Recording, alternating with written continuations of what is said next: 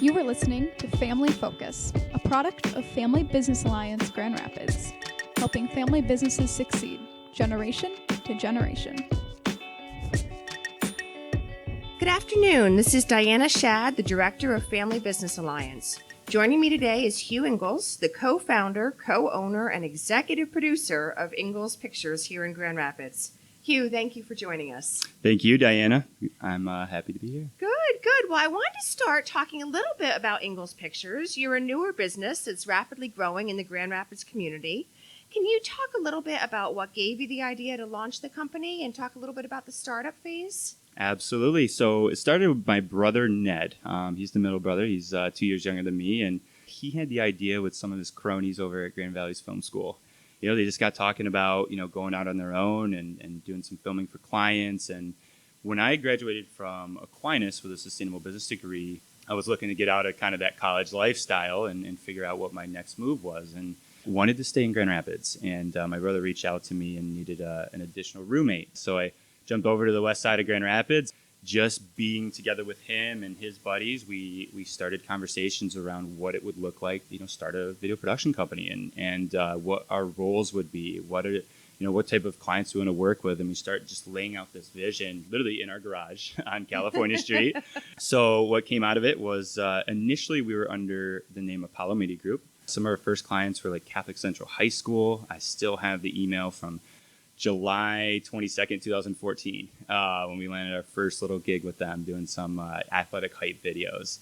And so from there, it just built. We had another business partner who, talking about the family business and, issues you face in a family business. We ended up kind of transitioning away from our other business partner into what became known as Ingalls Pictures. And so we were able to, make that transition with a new name. And suddenly we got the unbelievable traction on social media, because what I think in our marketing, people thought maybe my brother and I were working for this big company called Apollo Media Group. So we seemed maybe bigger than we were.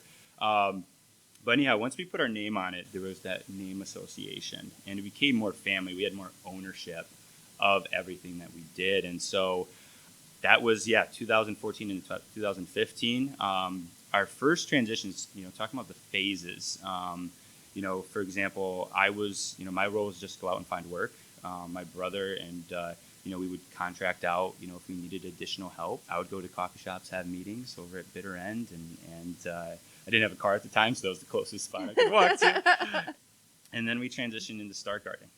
So Start Garden, moved into Start Garden. We did some work with Start Garden, telling stories of the companies that were in the space and kind of negotiate a little thing where we had a space for ourselves. And that was just a really great environment, an asset that Grand Rapids has that a lot of communities, I think, would love to have.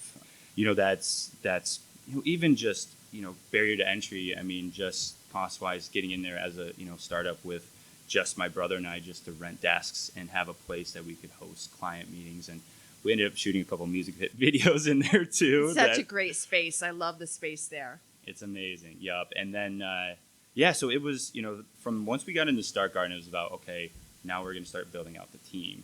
And so we brought on our dad, actually. Okay. This was kind of fast forwarding a little bit. It was 2017.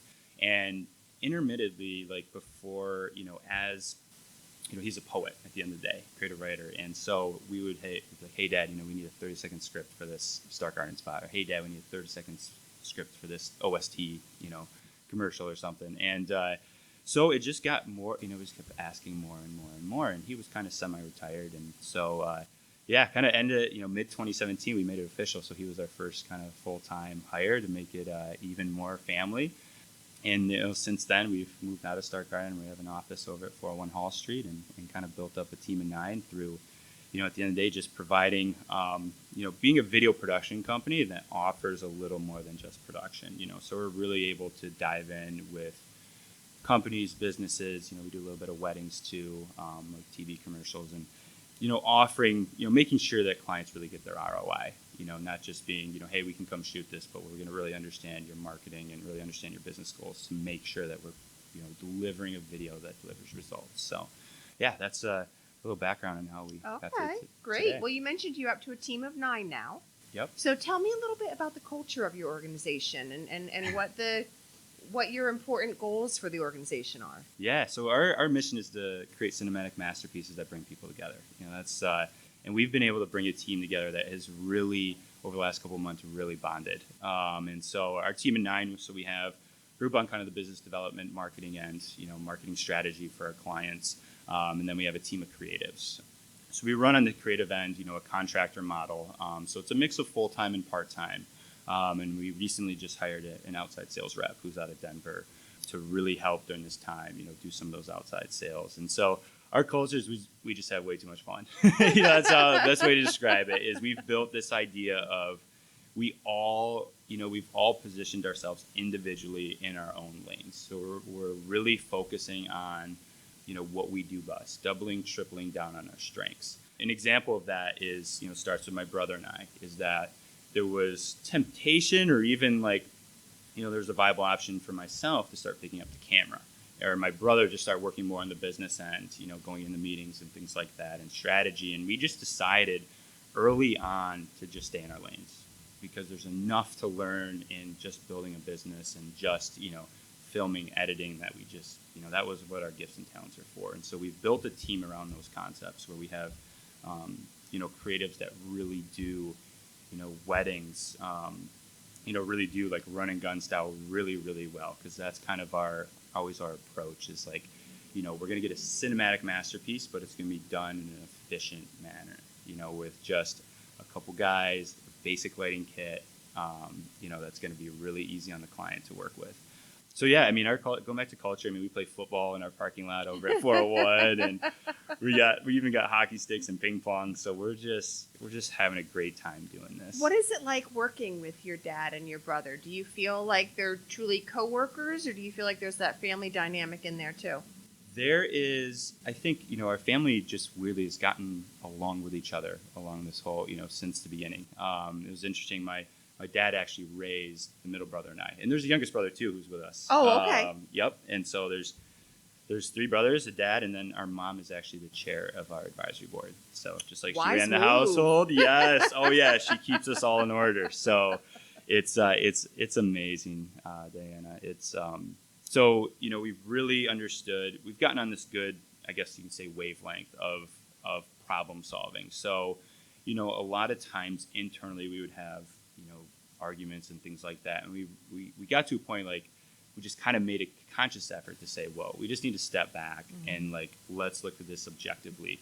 What do we need to ask of the client to get information that we're maybe arguing about? Little things like that, where oftentimes you're just trying to theorize what a client would want. And we would have arguments about that.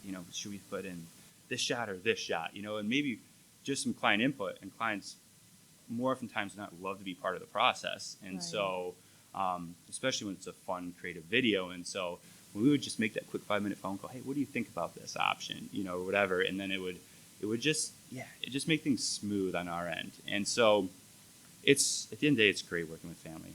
We've really gotten in this, as far as process is concerned and how we communicate with each other. And then, the non-family members, although we're all family now, they've really kind of become, that extended family. We had, for my mom and dad's birthday, we had the whole team over to their condo. It's just we're all family now.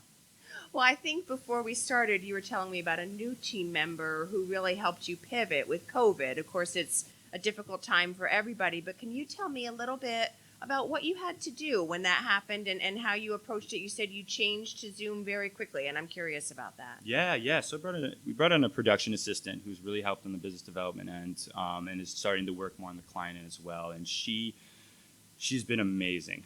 She quickly transitioned us after, the first stay-at-home order came into play, to multiple team huddles a day. It was, as soon as that kind of client work slowed down, it was, okay, how do we best use our time right now in order to, one, serve our clients, but what, if they're not ready to film and we can't film, okay, what are we going to do maybe marketing-wise, or what can we do passion-wise during this time? And her just, really kicking her booties and really keeping us accountable for some of these ideas we were throwing around. What came out of it was this video called Distance Brings Us Together. And so we did kind of this big PR push along with it.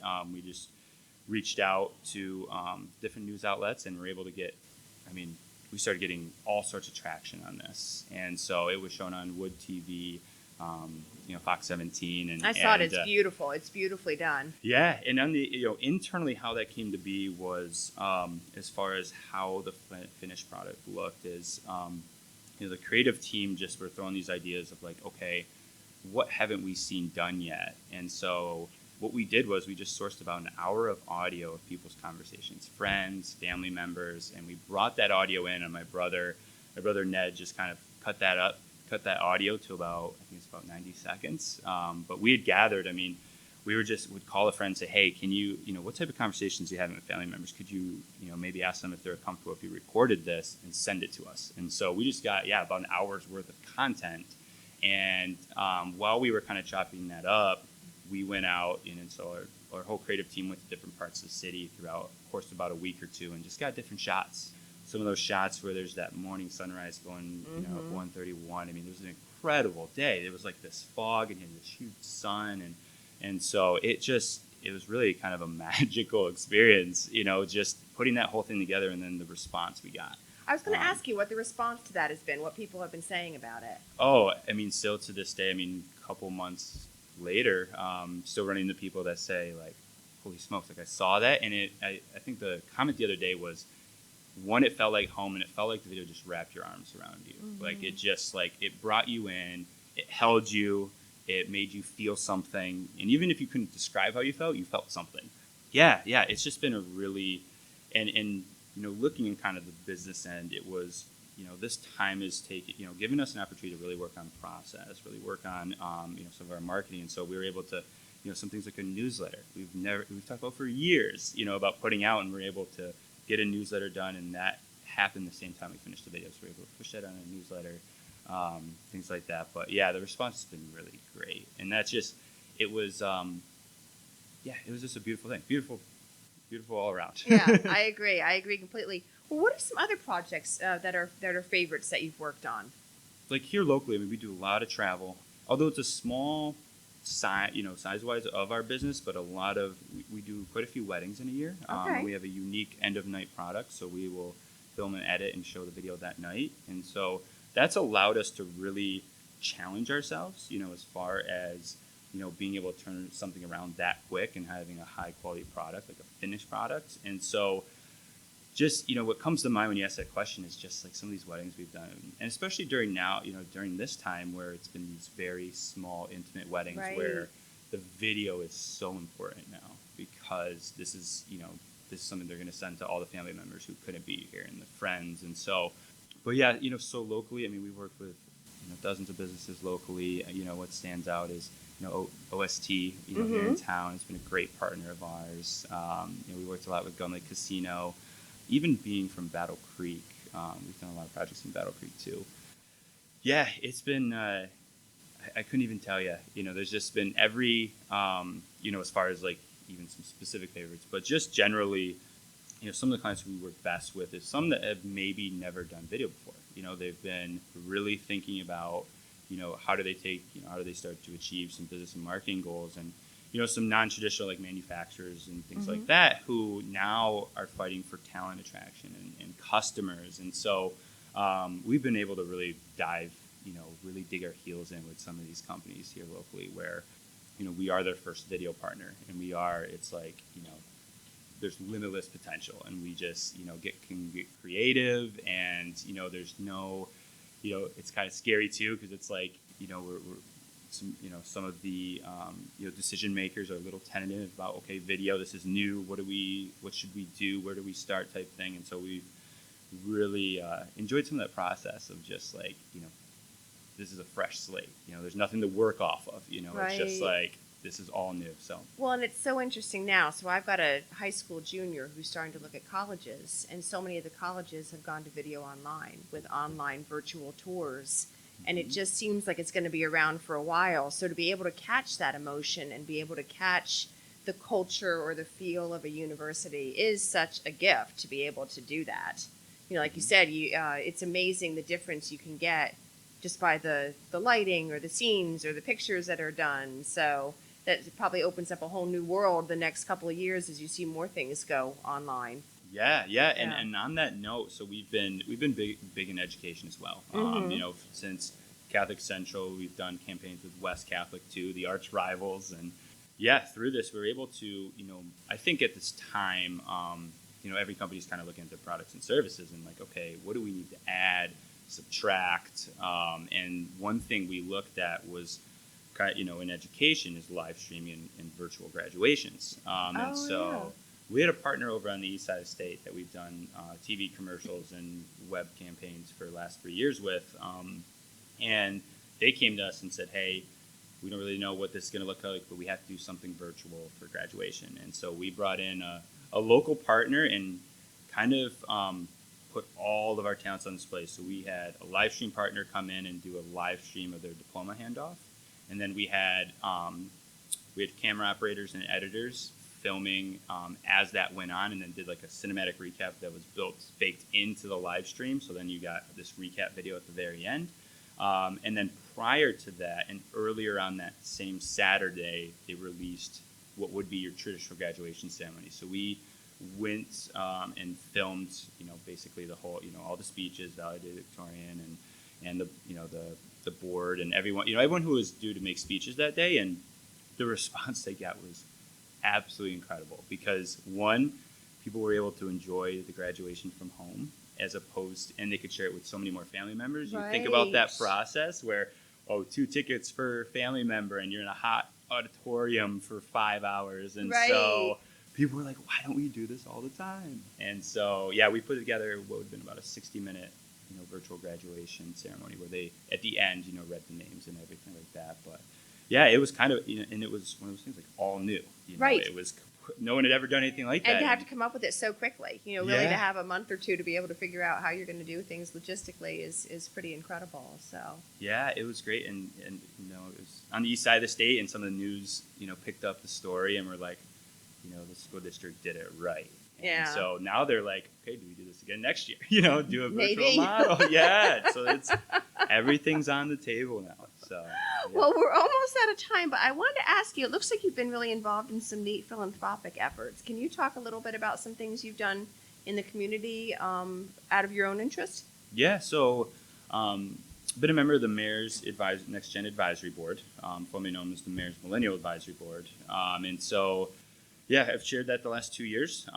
It's been an absolutely incredible experience. So we're an amazing group of 16 members that meet with Mayor Bliss bi-monthly, kind of advise her on some policy issues, bring issues facing millennials and Gen Zs, to her attention, and especially now. I mean, if you look at millennial unemployment rate, for example, is higher than any other generation. So things like that we'll bring to her attention, have discussions around, and we do some kind of like public outreach stuff, about how to connect, young people to what's going on in local government in a time when you have all this craziness going on, a lot, people are making decisions here that affect our daily lives right here. And so paying attention to that is good. And then Board of Emerging Philanthropists, United Way, been on the board for a year now, and we're really looking at how to, engage, philanthropy, in the millennial generation. How do we get people into, United Way's been around for so long, great organization, amazing organization. How do we, continue to keep it relevant, continue to keep, the dollars flowing. So, that's been a great experience. And once again, it's just, testament to, I think, Grand Rapids, where, someone like yourself who, I went to college here, went to Aquinas, but I was able to really, the accessibility of things here, in a mid-sized town is really, it's really amazing. I mean, it's just you're a few handshakes away from being where you want to be, and I think it's a testament to how close, and even the Family Business Alliance, plays a huge role in that, in just connecting people.